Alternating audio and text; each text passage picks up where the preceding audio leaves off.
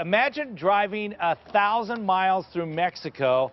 Actually, I think it was about 1,100 miles or something like that, and doing it without ever going to sleep. In fact, your biggest rest would be about 10 minutes or so to refuel and fix anything that broke on your truck. Joe Bacal of Anthem did that, and he won this year in the open class. Good morning, Joe. Morning. Thanks for having me. So this is a stock Lexus, except for the shocks and tires and what you did to the inside. Yeah, pretty much bone stock. I mean, you know, Geiger Brothers did an awesome job putting the cage in and getting all the safety stuff out of it. Let's show the seats first of all. You got obviously your special seat belts and all that sort of thing. You know, paddle shifters. Yeah, and then GPS. You got to have a GPS.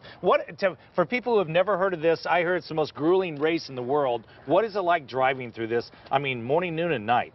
Yeah, well, you know, a lot of people don't Ironman it, and this race I prepared. I worked really hard out at Sweat and Anthem to get me up to speed, but, you know, Hammer Nutrition, you got to be prepared, and I was in the truck for, you know, 1,121 miles. 38 hours you were in this thing. Yeah, I mean, it was a Ironman, and we got the win, which was awesome. That is terrific. It's actually your second time winning this? Yeah, it was second time in the Baja 1000, and actually the Peninsula run they do every 3 years, and we won it in 2010, actually. Good for you. The last one. The shocks, obviously, the very expensive King shocks are some of the things that you did to this to get through that. You got to have the suspension, right? Yeah, I mean, that's a triple bypass King Kong. I mean, that's about a $5,000 shock a piece, and you know, it's great because King has just been a great supporter, and we couldn't run, you know, at this level without the sponsorship and the people behind us. Right, I know it takes a lot.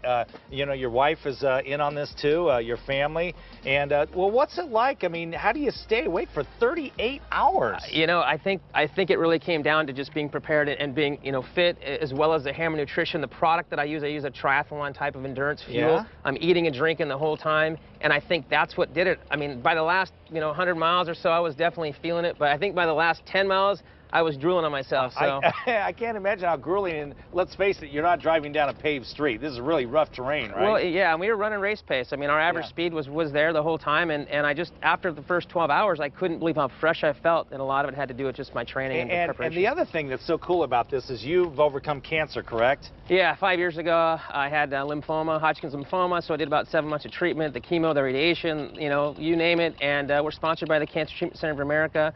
And you know, it's just one of those hurdles, and you know, you can beat cancer and you can still win the Baja. So oh my gosh, there are drivers who do this their whole life and never come close to winning. So, way to go! Congratulations. Yeah, it was pretty awesome. That's really terrific. Thanks. I'm so happy to have you on the show this morning. You gonna do it next year again? I'm not sure what my contract's how that's gonna pan out, but we'll see. All right.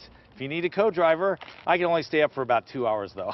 That's all good, thanks. Joe, thank you much, right? I mean, Kaylee, gosh, 38 hours. We were just talking about that, That's crazy. We could be, I guess, in the passenger seat, supervising, and then... Yeah, you get like, hey, Joe, is there a Marriott out here somewhere? I'm tired. I got to go to bed. I love it.